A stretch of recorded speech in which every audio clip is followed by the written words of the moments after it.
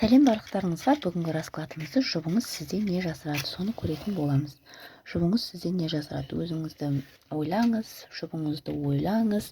Бірінші топ расклад сіздікі ме, сіздікі емес пе біліп алу үшін әуелі екеулеріңіздің қарым-қатынастарыңыз қазір қандай, соны көретін боламыз.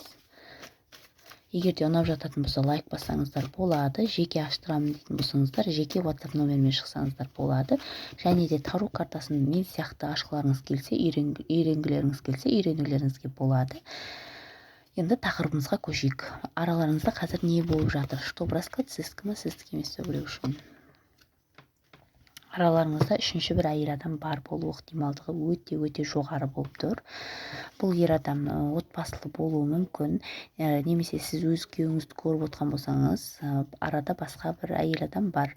Яғни немесе мүлде бойдағы ер адамды көріп отқан болсаңыздар да, араларыңызда әйтеуір бір үшінші адамның бар екендігі көрсетіліп тұр бұл жерде. Қарым-қатынастарыңыз қалай болып жатыр?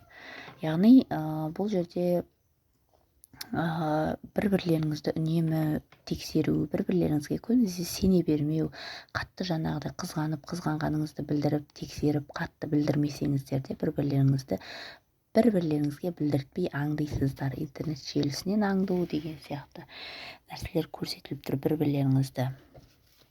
Яғни телефондарыңызды, ерлі-зайыпты болсаңыздар, телефондарыңызды көріп ақтаруға тырысу деген сияқты нәрселер көрсетіліп тұр. Араларыңызда ортақ бала бар болуы мүмкін деп көрсетіліп тұр. Бұл общий расклад болғандықтан қыздар, немесе сіз жүкті болған болуыңыз мүмкін, яғни балаға туралы мәселеге байланысты кішкене келіспеушіліктер, ұрыстар болған болуы мүмкін. Яғни баланы босанайын, немесе босанбайын, немесе жаңағыдай екеулеріңіз ажырасу процесінде болсаңыздар, өйткені отшельник түсіп тұр, екеулеріңіз жеке-жеке кетулеріңіз мүмкін. Мир картасы завершение, аяқталу көрсетіледі негізінде. Екеулеріңіз негізі екі жаққа кетіп, балалар кімнің қолында қалады деген сияқты жаңағыдай кішкене бір-бірлеріңізге қатты сөздер сөйлескен болуларыңыз мүмкін деп көрсетіліп тұр. Немесе екеулеріңіз араларыңызда ортақ баланың болғанын қатты қалап тұрсыздар, және де сіздерде әлі бала болмай жатуы мүмкін. Ерлі-зайыптылар көріп отқан болса, амал жоқ. Егер де бір-бірлеріңізде бала болмаса, екеумізде, яғни денсаулық мәселесіне байланысты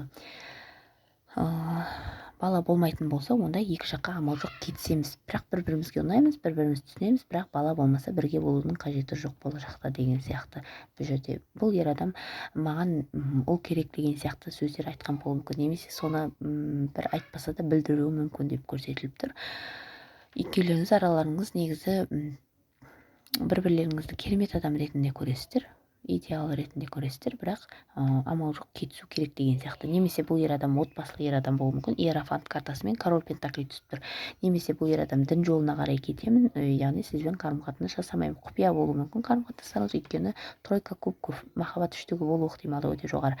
Яғни бір әйел адамды тастауым керек, бір әйел адаммен ғана болуым керек деп дін жолына бұрылайын деп тұрған болуы мүмкін. Амал жоқ, сізден кетеді. Немесе жаңағы балалы болмайтын болсақ, түбі жоқ. Немесе отбасылы ер адам болса да, сол әйеліммен қалуым керек деген сияқты. Көбінесе сізбен болашақ жоқ деп көреді. Штоп расклад сіздікі ме, сіздікі емес пе біліп алу үшін көрдім қыздар. Енді жұбыңыз сізден не жасырады? Бұл жерде ер адам сізден не жасырады, соны көретін боламыз. Егер де тару картасын осылай мен сияқты ашқыларыңыз келсе, үйренулеріңізге болады. Үйретемін, үнемі байланыста боламын сіздермен. Жеке сұрақтарыңыз болса да WhatsApp-қа шықсаңыздар болады. Жұбыңыз сізден не жасырады?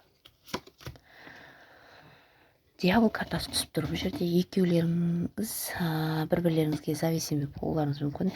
Бұл жерде басты тақырыбымыз сізден не жасырады дегенге жаман привычкасы бар болуы мүмкін. Ішімдік ішу, құмар ойын ойнау, басқа әйел адамдарға қарау, жұбы бола тұра жаңағыдай көз қызарлық деген нәрсе болу ықтималдығы өте жоғары. Әркімнің ситуациясында әртүрлі деп көрсетіліп тұр бұл жерде.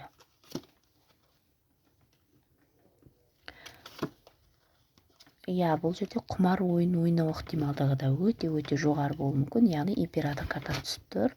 Десятка пентаклимен, яғни осылай менде жаңағыдай пентакли көп қаржы болады, изобилие күшті менде барлығы болады. Мен қазір сол жолға қарай бара жатырмын, императордың жолына бара жатырмын.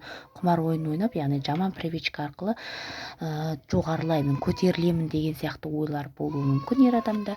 Соны сізден жасырады. Және де бұл жерде тек қана құмар ойын ойнамайтынына сенімді болатын болсаңыз, көбінесе құмар ойын деп көрсетіліп тұр. Ал екінші вариантта да басқа әйел адамдарға қарау, көбінесе ақшасы көп әйел адамдарға қызығушылық таныту, яғни дайын асқа тік қасық деген сияқты, сондай жаңағыдай нәрселерді ойлау мүмкін. Біреуден ақша алу деген сияқты, құрдан құр деген сияқты ойларды ойлау мүмкін. Сонымен де жүру мүмкін деп көрсетіліп тұр. Басқа әйел адаммен жүру деген сияқты да көрсетіліп тұр бұл жерде. Қазір өзінің дегенімен бір шешім қабылдай алмай тұр. Бұл әдетін тастады деп айта алмаймын. Әлі де арқалап жүр, ойында тұр деп көрсетіліп тұр бұл жерде. Және де ішімдік ішуде ықтималдығы өте жоғары. Махаббат үштігі де болу ықтималдығы өте жоғары болып тұр. Махаббат үштігі және колесница, яғни бару, басқа әйел адамға бару деген сияқты. Өзінің жаңағыдай несімен, жаман привычкасымен, жаман әдетімен шайқаса алмай тұр, күресе алмай тұр деп, оған күресу қиын деп көрсетіліп тұр бұл жерде. Сізден не жасырады? Сізден не жасырады? Көбінесе бұл ер адам жаңағыдай барлығына әділ қараймын, әділ жүремін, жаңағы менікі дұрыс деп өзін ақтап алу әдеті бар деп көрсетіліп тұр. Қандай жерде болсын болмасын, өзінікі дұрыс емес болса да өзінікін дұрыс етіп шығаруға тырысады, өзін жаңағыдай победитель ретінде көрсеткісі келеді, яғни жеңіске жетуші адам. Мен жеңіске жетуім керек деген сияқты. Өзін жеңіске жеткізу үшін жолында жаңағыдай өтірік сөйлеуі де мүмкін. Өзін көбінесе жақсы жағынан көрсетуге тырысады бұл ер адам. Жаман привычкаларын мүлде көрсетпеуге тырысады деп көрсетіліп тұр. Сізден не жасырады? Королева пентакли түсіп тұр бұл жерде. Тура тройка кубковтың үштіктің астында королева, яғни арада үшінші адам бар. Міндетті түрде үшінші әйел адам түсіп тұр бұл жерде. Және де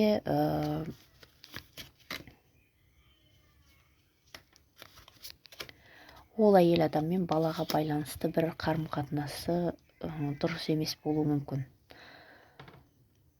Баламен жаңағыдай балаға байланысты ұрыстар болуы мүмкін араларында ол әйел адаммен, немесе қазіргі қарым-қатынастары жаңағыдай қалай айтсам екен,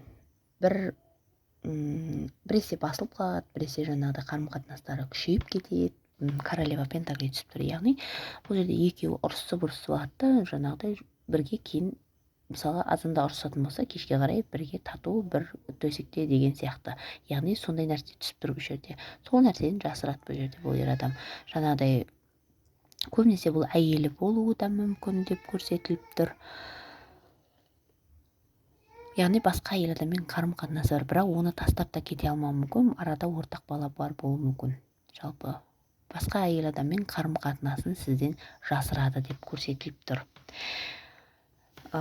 Егер де жеке қалайтын болсаңыздар, жеке WhatsApp нөміріме шықсаңыздар болады. Менімен бірге болғандарыңызға рахмет. Ұнаса лайк басыңыздар. Сау болыңыздар.